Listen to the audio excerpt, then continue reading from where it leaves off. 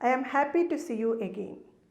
Today we will discuss about a new topic, learning and teaching styles in instructional design. While delivering instruction in our classrooms, we have to consider so many factors, isn't it? Among such factors, the most important is the individual differences that exist among the learners. Learning is most effective when these differences are taken into account. Learners approach learning situations differently as because of these differences. The instructors therefore have to understand the diversity among individuals and should accept the individuality among the learners. In accepting individual differences, one may also have to accept the existence of the concept of learning style. Learning style is the way in which each learner begins to concentrate on, processes, absorb and retain new and difficult information. It is the most important factors that control the way people learn. Learning styles refers to the pattern of behavior an individual uses for new learning. Now we will move on to different learning style models.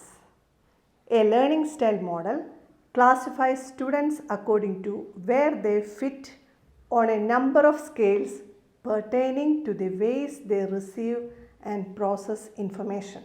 Learning style models according to different theorists classifies learners in different learning style groups. Let us discuss some of the models. First one is WAC learning style model.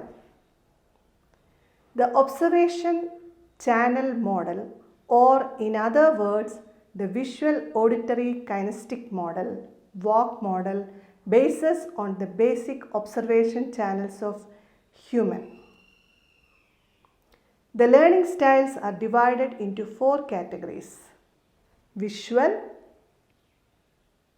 or verbal, visual or non-verbal, auditory and kinesthetic. Learners with visual learning style learn best using their eyesight.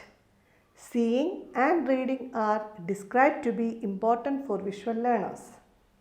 The students who learn best through hearing can find virtual learning useful if there are video clips, virtual lectures and video conferences, because listening and speaking are important for auditory learners. Kinesthetic learners learn best through feeling and experimenting. They prefer laboratory sessions or field trips over classroom lectures. Next is Kolb's learning style model. It is based on 4-stage learning cycle. The learning cycle stages are concrete experience CE, reflective observation RO, abstract conceptualization AC and active experimentation AE, doing. Kolb says that concrete experiences lead to observations and reflections. These reflections are absorbed and translated into abstract concepts with implications for actions which a person can actively test and experiment. This enables creation of new experiences and starts a new cycle. In Kolb's learning cycle model, the learning styles are described as the combination of 2 preferred stages. The learning styles include diverging, assimilating, converging and accommodating. The diverging learning style is learning through feeling and watching. These people prefer to watch rather than do. They prefer working in groups, receive personal feedback, gather information and use imagination to solve problems. The assimilating learning style combines watching and thinking as ways to learn. The assimilators prefer clear explanations rather than practical opportunity. These kinds of learners prefer reading, lectures and exploring analytical models. The converging learning style is learned by doing and thinking. The convergers combine ideas and practice closer together. They prefer technical tasks. Convergers like to experiment with new ideas, to stimulate and to work with practical applications. The accommodating learning style combines doing and feeling as ways to learn.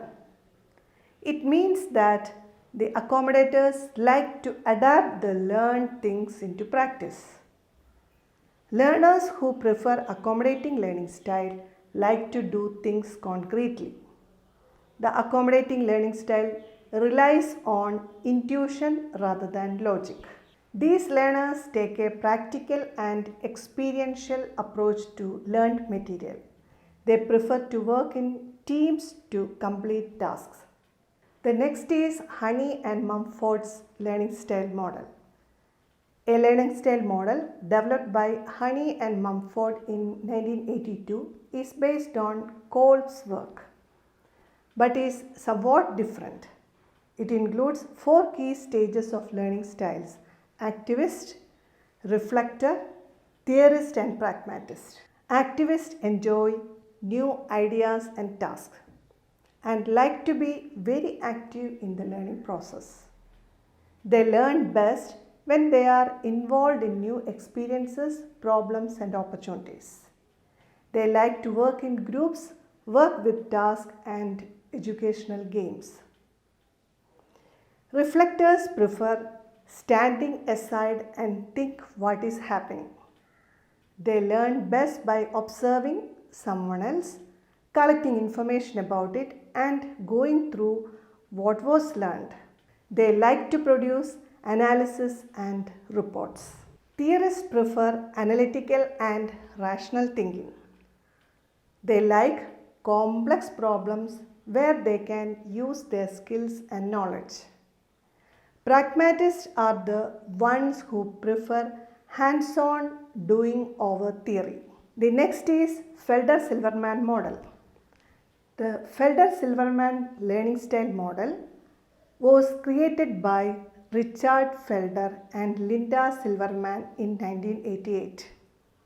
The learning style dimensions according to Felder are sensory or intuitive, visual or verbal, active or reflective, sequential or global. Sensory learners like learning facts and solving problems with known methods, while intuitive prefer discovering possibilities. The visual learning style type learner prefers information presented in a visual picture form. On the contrary, the verbal learning type learner prefers the text itself. Active learners like to try things out or do something active. Reflective learners prefer thinking about things on their own. Sequential learners learn in small steps, when global learners understand things in large steps. The next model is Dunn and Dunn learning style model. It is the oldest and most widely used approaches to learning styles proposed by Rita and Kenneth Dunn. They identified 5 key dimensions on which student learning styles differed. First one, environmental. Second one, emotional support. Third one, sociological composition. Fourth one, physiological, and fifth one, psychological elements. Next is McCarthy's learning style. McCarthy developed format system in 1970s. The fundamental assumption of this model is that humans learn and develop through continuous personal adaptations as they construct meaning in their lives. According to this model, there are 4 types of learning styles. Type 1 is innovative learners who wants to know why. They focus on personal values for themselves and others and making connections. Type 2 is analytic learners who wants to know what. The analytic type likes listening to and thinking about information, seeking facts, thinking through ideas, formulating ideas and learning what the experts think. Type 3 is common sense learners who wants to know how. The common sense type learners like thinking and doing. They are most happy in experimenting, building and creating usability.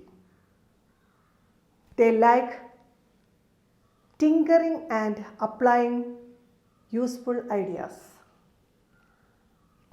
The fourth type is dynamic learners who wants to find out what if.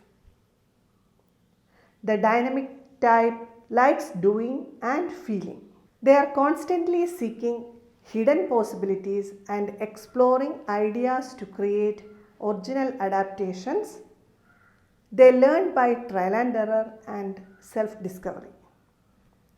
Dear students, now we can move on to the implications of learning styles for instruction, teaching, learning process. Knowledge of learning style preferences will help educators to plan instructional procedures and arrange learning situations to accommodate the students' learning preferences. It will help to improve the effectiveness of instruction through the identification and matching of individual learning style with appropriate learning opportunities. With the identification of learning style preferences, educators may help students to determine which educational methods and learning activities that is best suited to their style of learning. Dear students, now let us move to the concept of teaching style. Teaching style comprises of needs, beliefs and behaviors that are displayed in a classroom. The teaching styles can be categorized into 5 types. The first one is expert. In this style, the expert passes knowledge and skill to the students. The second one is formal authority. In this style, the role as a faculty member sets rules and structure to students. The third style is personal model. In this model, the main instructor normally oversees, guides and directs the students. The fourth one is facilitator. In this style, the instructor is working with the students on asking questions, exploring options and providing alternatives. The fifth one is delegator. In this style, the instructor is only available as a resource person. Thus, we have seen that students have different learning styles. Knowledge about learning styles can help teachers to become more sensitive to the differences students bring to the classroom. It can serve as a guide in thoughtfully and systematically designing learning experiences that match or mismatch students' styles. Identifying a student's style and then providing instruction consistent with that style contributes to more effective learning. In some instances, a certain degree of mismatching may be appropriate so that students' experiences help them learning in new ways and to bring into play ways of thinking and aspects of the self not previously developed. The knowledge of students' learning style helps a teacher in better teaching and modifying their teaching style according to varied needs and preferences of learners. Dear students, I congratulate all of you for attending this lecture. Thank you.